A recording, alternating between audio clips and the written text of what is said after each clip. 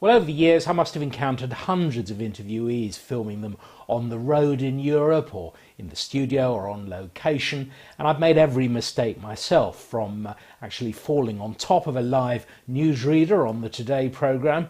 That was when I was wearing very new shiny leather shoes, and maybe I was a bit late because the producer said get in there, and I sort of went in at such a pace that I slid across the carpet on top of her. So beware the shiny shoes. And I rather painfully walked into a bollard while doing a piece to camera at the Paris Air Show, because I was looking so intently down the barrel of the camera I wasn't kind of looking around in a normal way. So be warned. And I think what I've learned over the years is there's some pretty universal elements to what makes a good interviewee, and some rather particular ones when it comes to academics or independent experts. Now, the first bit of advice I will give might seem pretty obvious, but make sure your contribution is appropriate to the audience and the programme that's going to run it. And to find that out, you're going to probably have to ask a few questions of the producer who booked you, or maybe your interviewer. And that's helpful because you can then start thinking about how you're going to say what you're going to say, as well as what you're going to say. And of course, the way you would talk to a group of fellow academics is very different to the way you might try and explain something on breakfast television. Pretty well always with the academic or the independent expert, you're there to shed light on the story. The broadcasters already have the main people at the heart of it. What we need you for is to provide a bit of balance, a bit of insight. What's happening here? Where's it all going? What does it mean? So it's your unique take on events that we want, something that will make the audience sit up and take notice. And if it's original, then that's obviously so much the better. So what this does mean you need to do is to not dumb down what you want to say so much as to tailor it, to understand the nature of television. There's no way that it has time to take in all your thesis. Just find out the aspect of it that the broadcasters are most interested in, the thing you want to say, and then express that in an interesting way that the audience will be able to pick up on. Now, I'll give you an example of that.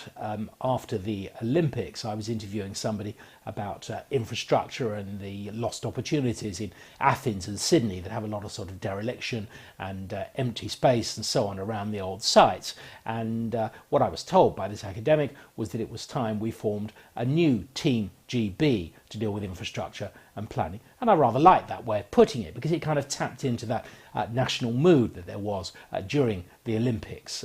Something that was relatively dull was immediately brought to life. So it's not sometimes what you say, it's how you say it.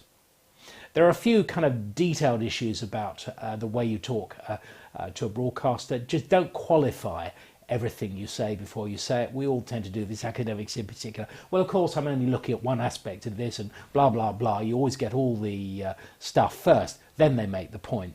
We always cut that bit out, so just don't bother with it. It's just a waste of time. Go to the heart of it. Keep it jargon free. It does put the audience off, particularly if they don't understand the jargon.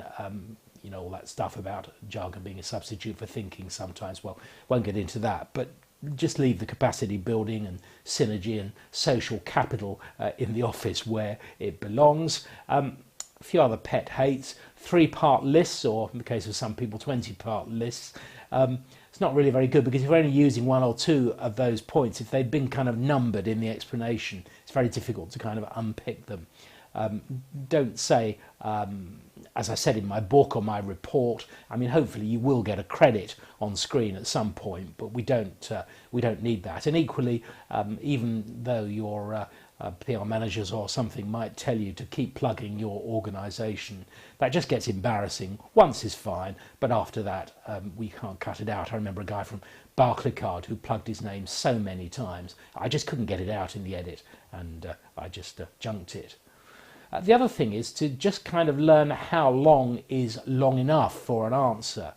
Your typical soundbite is no more than 25 seconds, so it can be worth practicing giving an answer that's about that long. You'd be surprised to hear that you can say most things, sort of make one point in that time.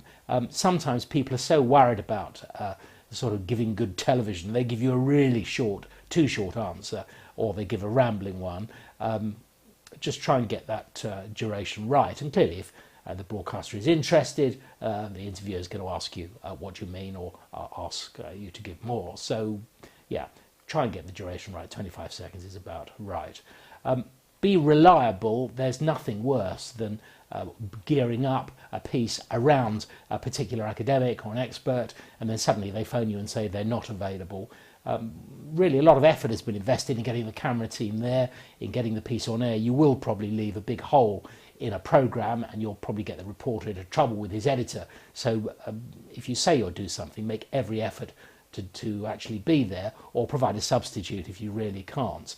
The whole aim really is to be asked back. Think of yourself as trying to be the perfect dinner guest. You're the person there that got everybody thinking and talking, you weren't boring, and somebody who will be definitely asked again.